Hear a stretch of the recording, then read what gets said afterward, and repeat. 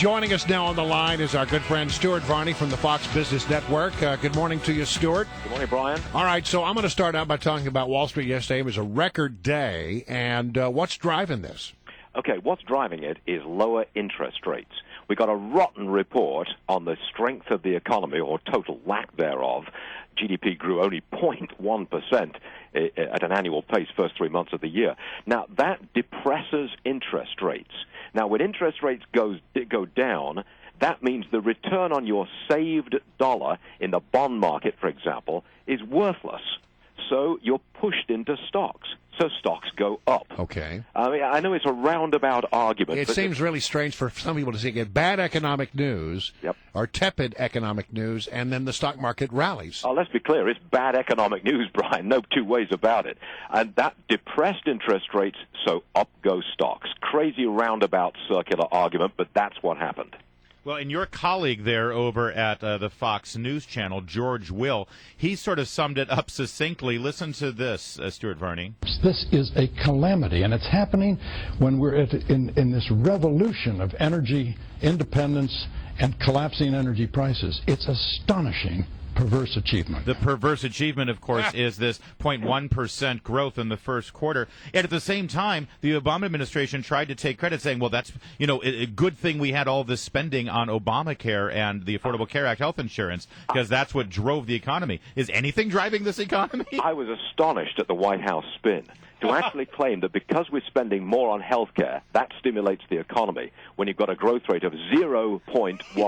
Yes. That is the spin, the mother of all spin, can I put it like that? So what is driving this economy? Well, it's a lot of the money that's being flooded into the economy by the Federal Reserve. It's low interest rates, but it's not working. If you've got a growth rate of 0.1%, obviously what you're doing is not working. This is a policy failure. Tax, spend, ignore the debt, and beat up private enterprise is clearly not working. But you know what?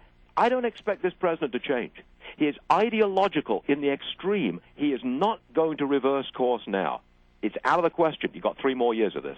All right, so they say that, this all, the growth that did happen, as anemic as it was, had to do with the Affordable Care Act.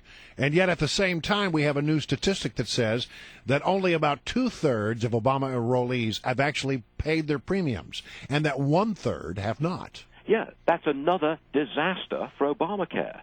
So tell me this. If you've enrolled but you've not paid, are you insured? No. I don't think you are. The result I'm pretty is sure you're not. You've got a net, I think it's 2.45 million people who've actually enrolled and paid. That's all you've got, which means far more people, millions more people, had their policies canceled. They were kicked off their insurance than actually gained it through Obamacare. So let me see if I have this right. We upended the apple cart, and we changed the way we do health insurance in this country. We are dealing with 1/6 of this country's economy to help people who weren't insured. And at the end of the day, we've helped, 2.45 million people? So far. How did we make the situation any better? How do we make it better? Oh. No, how did we make it better by all this? Well, I don't think we did. I think we made it much worse. We've introduced government control over a big chunk of our economy, and I don't like it. I don't think government works very well. It's bureaucratic, it's politicized, it's not efficient, it's not private enterprise, and it is clearly not working. We went into this, you're right, we went into this to get a grip on the state of our health care. And we haven't gotten a grip on it. We've just turned it over to the government. It costs more. Fewer people have good care. This is a disaster. So, Stuart Varney, let me just put this in context, because you're telling us that the Fed kept interest rates low because we had no economic growth, and that spurred a good day on Wall Street. Meanwhile, the health costs, the spending on health costs, is up almost 10% in that same period. The housing market is kind of stagnated, if I remember right. It didn't go where it needed to go. The administration blames it on cold weather. Is it me, or does this feel like it's a bit of a house of cards? Aren't you glad that you are not reporting on the economic front for a living? You know? How do you make head and tail of it? Well, actually, if I may say, the only thing, and I've heard this from our friend Larry Kudlow, is that companies' profit is what is driving a lot of things, and companies are still showing strong profits, and that's the thing that's sort of keeping us afloat. Do you agree with that assessment? Yes, I do agree with that, actually. Corporate profits are strong, but there's a downside to that, too. Our multinational global corporations are keeping their money overseas. There's approximately $2 trillion being held overseas. It's not coming back here. Why? Because we've got a 35% tax rate.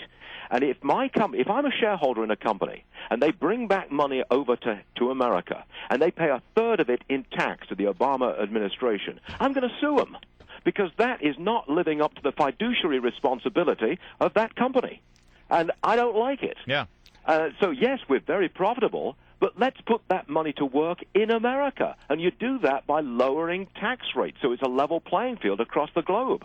We're not doing that, and the president will not do that. All right, so, you said you were a little bit surprised at the way that the White House tried to spin the economic numbers and said, look, if it hadn't been for Obamacare, we wouldn't have had any growth at all. Aren't you glad we had this Obamacare? And you say you think that shows a great deal of audacity. A lot of people have also talked about how they responded to this Benghazi document. I won't drag you into that story, but, I mean, do you believe anything that comes out of the White House these days? No, they've lost their credibility. They have totally lost their credibility. If you do a report card on where we stand, Benghazi, IRS, Putin, Syria, Israel, the economy, Obamacare, the pipeline, show me a bright spot. I can't find a bright spot. I can't find an area where this presidency is not on the defensive and heading lower. I can't find the bright spot. I think this is a low for the presidency, and we've got 3 years left. Well, on that cheery note, talking to you, Stuart, thanks a Have lot. a nice day. It's still raining in New York. It's raining here too, buddy. All right, thanks a lot, Stuart Varney from the Fox Business